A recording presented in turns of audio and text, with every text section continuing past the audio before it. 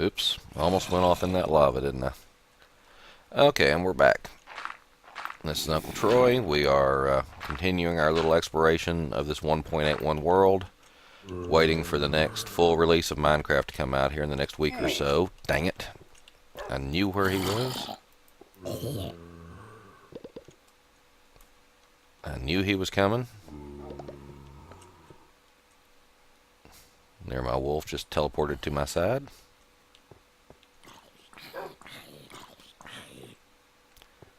Hello, Mr. Creeper. You're surrounded by a waterfall, aren't you? Or lava fall. I better put this water back on my bar. Do not care for the new bow sounds at all. Okay, goes nowhere, does nothing. Wolf, you're starting to get annoying. I'm beginning to think the only way I'm going to get down here is to follow the lava. Yep, and there's an abandoned mine shaft again. Frickin' motherfucking. You know, abandoned mine shafts were neat the first couple of times I saw them. Okay, so I was telling you about how I got this scar on my arm. And I wish this lag would go away. I'm doing some stuff in the background that I probably shouldn't be doing while I'm... Don't scare me like that, Mr. Enderman. Doing some stuff in the background that I probably shouldn't be doing while I'm playing a game and trying to record. But,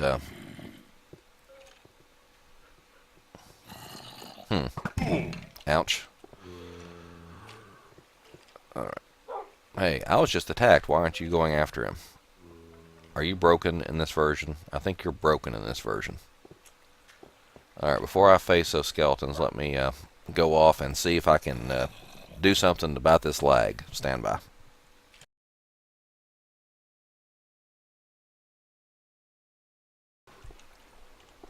Okay, that didn't help. We're just gonna have to bear with it for a little while here.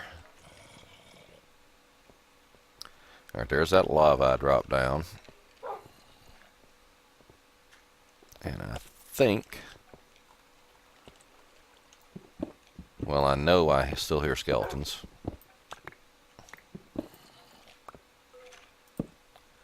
We've got this abandoned mine shaft, and I think I can get down below it and into actual caves. But to do that, we've got to get past all these skeletons.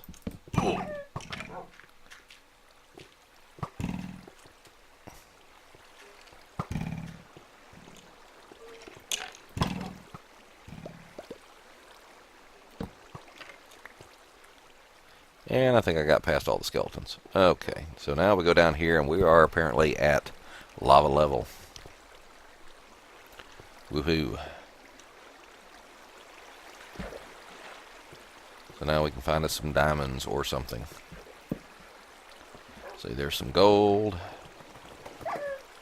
There's my... Come over here into the water. Come over here into the water, buddy.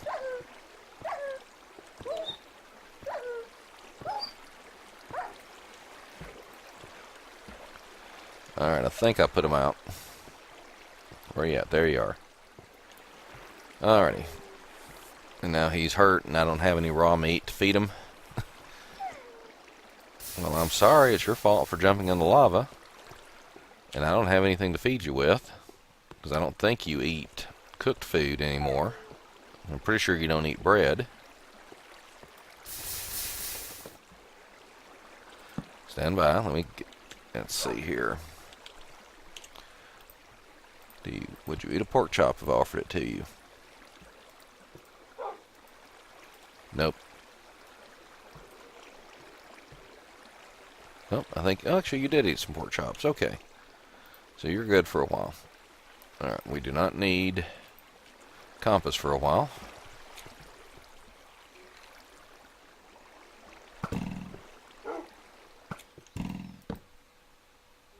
Where is that coming from? Judging from the angle, it's coming from over here. This dog is getting on my nerve.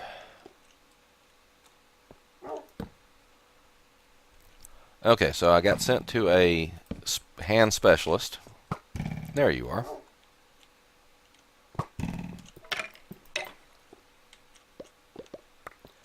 Who, of course, calmed my fears that I was going to have surgery or something for my hand because they'd sent me to a hand surgeon. And he said, no, no, no, they just sent you to me because I'm an expert on how the nerves in the hands work, and they want to figure out what's going on with your hands. But I see here you've not had a nerve conduction study. And I said, no, of course not. What's a nerve conduction study? Well, we need to figure out exactly what's going on with the nerves in your hands, so we're going to go test how your nerves are conducting nervous impulses. Okay, well, that doesn't sound too bad. Okay, so you need to go down to such and such location at this time, this date, and let them do the test, and they'll send me the results, and then I'll get back with you. And I said, okay, fine. So I went to the test, and every time you go to a new doctor or lab work or anything, they make you fill out all these forms, and some of these forms include like emergency contact information. So I said, why do I need, this is just a quick lab test, why do I need to give you emergency contact information? And they said, well, in case you drop dead or something while, you're here at the lab. Well, so much for the wolf.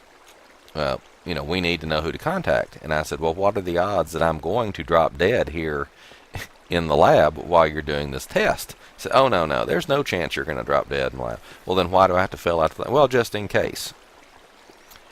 And so, if I remember correctly, I gave them the name and phone number of an old girlfriend of mine who might actually, find it amusing if I died in a bizarre, lab test accident, because I thought that was funny at the time. Okay, so we got more lava over there. So a nerve conduction study, those of you that grew up in the South or in a rural setting are probably familiar with the concept of an electric fence. And those younger people who probably grew up in a more urban environment are probably familiar with the concept of a taser. But both those devices are used to inflict pain on you through the use of electricity. And it turns out that, does that go anywhere back there? I don't think it does.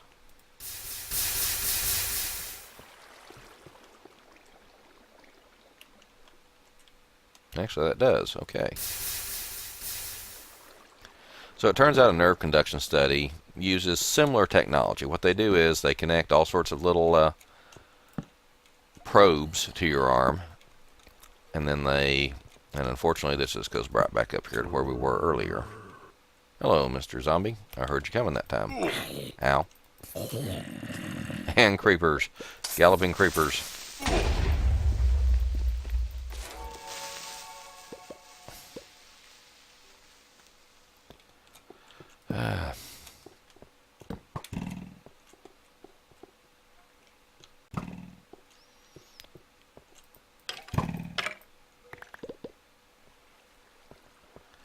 Okay, found the corner here and eat.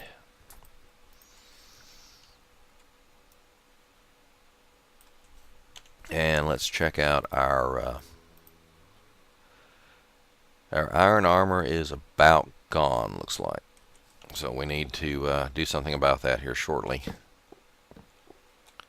So they stick various leads onto your arm, and then they take this little thing that looks like a taser, actually, and they say you might feel some slight discomfort, and then they shock you. And of course you spaz and your arm slings around, and they tell you how important it is to keep your arm still, and then they shock you again. And apparently if you don't jerk, if you don't spasm when they shock you, then that means they're not on the nerve that they're trying to test. But the thing is, if you do jerk and you do spasm, then they say, oh, you moved, we've got to do it again. So I never quite figured out exactly what we were aiming for. But I do know that they, position and repositioned the lead several times, the little sensors, that they shocked me over and over again, that my arm started cramping from the number of times it, slung around. And then finally, it was over. And it felt like, we've been doing this for an hour, but according to the clock on the wall, it's been all of 10 minutes. Because we all know clocks on the wall are always wrong. So I'm like, whew, I could use a drink. I could just, I need to relax now. And then he started pulling out these other devices. And I thought, oh no, it's not over. What now? And he says, oh no, the worst of it's over. And I'm like, oh good. He says, the worst of it's over. Now we just need to take some readings from inside the muscles themselves. And I thought, how are you going to take readings inside the muscles with just little patches that you're sticking on the outside of the skin? And that's when he brought out the needles. And if you look around on your arm, or on your hand rather, hey, I did that just right. Okay. Anyway, there's kind of a meaty part. Well, I'd have to do a video or show you a picture to show you the exact places. But trust me, there's 3 places on your hand which are very sensitive to pain. Those are the exact places that they stick needles. And it turns out, this time they're not going to shock me. They said, no, what we need you to do is, oops, need more, oops, dang it, that was stupid. I was about to say, I just need more torches here. They said, what we need you to do is we need you to flex your fingers, just kind of nice little rolling motion. And we're going to listen to what kind of noises are made as your nerves fire inside your muscles. And I thought, oh, that's nice. And he says, now, some cracking and popping is normal, so don't panic if you hear some cracking and popping. That's normal. We just, like I said, we just need to see what it is that what your nerves sound like. I said, okay, fine. So he stuck me, got everything set up, and told me to start flexing my fingers. And so I flexed my fingers, and the sound out of the little speaker sounded like bacon frying. But he'd said, it's normal that there's some hissing and popping, cracking, so don't worry about it. So I wasn't at all worried until I looked over at the technician who's doing the test and saw that he was worried. And so he thought, well, maybe we've got some things connected wrong. Hold on a minute. Let me rearrange these probes. And by that he meant, let me pull out these not knives, needles, and stick them into other parts of your hand. Which he did, and he found even more sensitive areas that hurt even more when he poked them in. But unfortunately, when I did the flexing of the fingers, it made the exact same noises. So he said, well, okay, well, we'll send this back to your doctor, and he'll explain, what this means. I'm like, well, can you tell me what this means? Because you seem pretty worried. Oh, no, I'm just a technician. I'm not qualified to discuss this with you. You need to talk to your doctor. He'll explain what everything means. So I said, okay. So naturally, it'd be a couple weeks before the doctor could see me. So when he sees me, he oops, I'm not.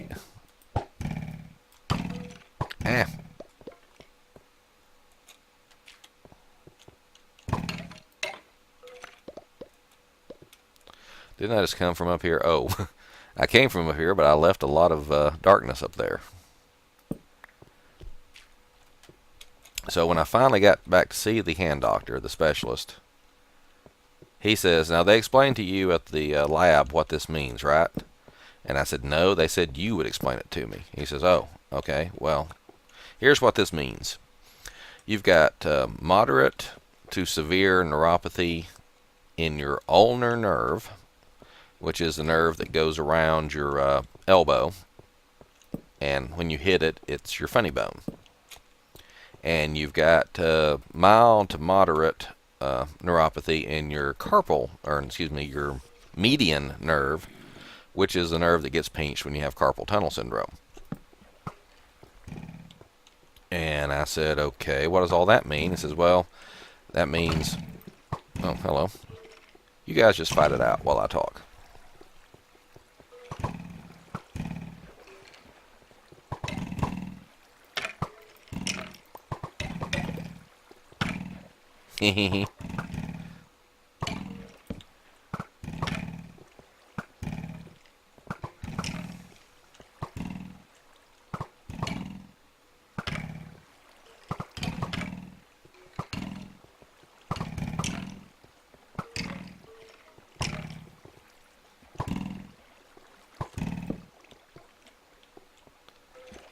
Okay, it looks like they're about finished.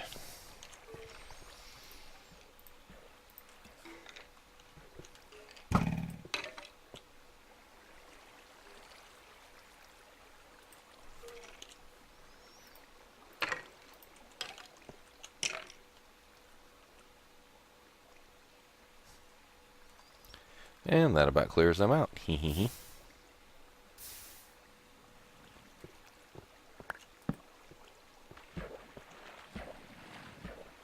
Oops, somebody's playing in water.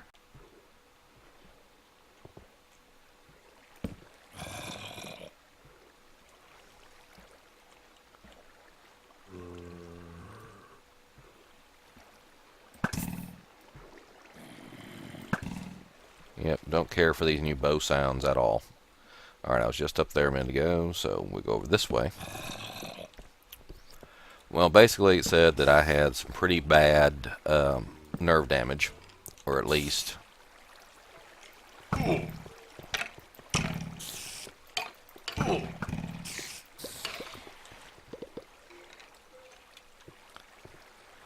if not bad nerve damage, then I was developing bad nerve damage. And to do that, we needed, there we go. And to take care of that nerve damage, we needed surgery. And I like how he said we. Now, I'm not a big fan of surgery, because when I was a young man, I had my tonsils out. And they lied to me. Horrible, horrible lies about the tonsil surgery. Oh, hello. I was just here, wasn't I? Oops. Look at the ceiling here, folks. Yes, that was a trap ready to get me. We still have lava here from when I tried to take out the skeletons with it.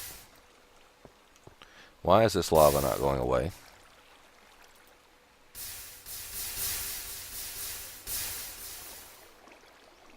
There we go. And this is right where we were before. Hello, Mr. Skeleton. Was I not just up here? Apparently I've left some unlit areas. Alright, let's hide in the corner here. Because I think it's about time to call this episode good. Like I said, I'm trying to break up these episodes so I don't have like just tons and tons and tons of stuff and then have to cut it up at a bad area. So this is Uncle Troy signing off. Please have a good night.